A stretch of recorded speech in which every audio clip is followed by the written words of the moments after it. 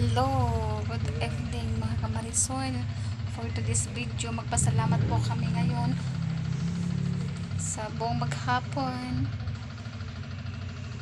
sa pagkabay, sa walang pagsawa sa pagkabay po sa amin, Panginoon.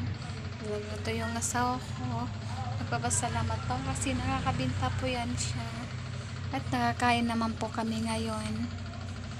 Thank you po sa mga bumibili po sa kanya. Ay nakatulog na po siya. Tulog na po yan siya. Para harapin naman po namin yung bukas. Panibagong bukas na bibigay mo po sa amin. Ako po ay magpipray po. Para sa paggabay po sa amin. Pagtulog lang na sa mga ano po sa tinatrabahoan niya. Sa ngalan ng Ama, ng Espiritu Santo. Ama namin sa pasalangit, kasambay ng ngalan mo, mas pasalamin ang kaharian mo.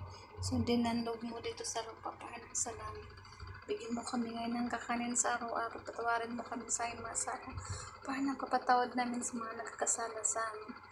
Tuot po kami pahintulot sa tukso. Tatiyan mo kami sa lahat ng masama. Magmaya kami na puno ka ng grasya. Ang Panginoon Diyos ay sumasa iyo. Bukod kang pinagpala sa babaeng lahat. Pinagpala naman yung anak ni si Jesus.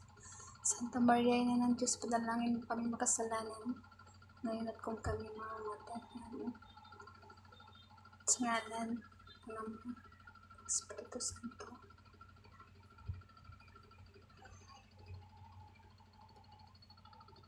Send ko lang po yung dasal kasi kabisado ko naman. Hindi ko lang po na hindi ko lang po yun na yung isang dasal na yung dasal na yun na madalas pinadasal pag may kinakasal sa Katoliko. Pinadasal nila yun sa mga mag-asawa. Lord, thank you po. Thank you po sa buong maghapon. Kasi naging okay naman po ito. Nakauwi. At ginagbayan mo kahit loko-loko po yan. Loko-loko po yan. Papikit-pikit.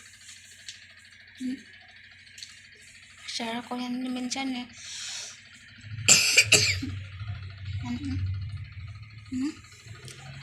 Gago yan. Share.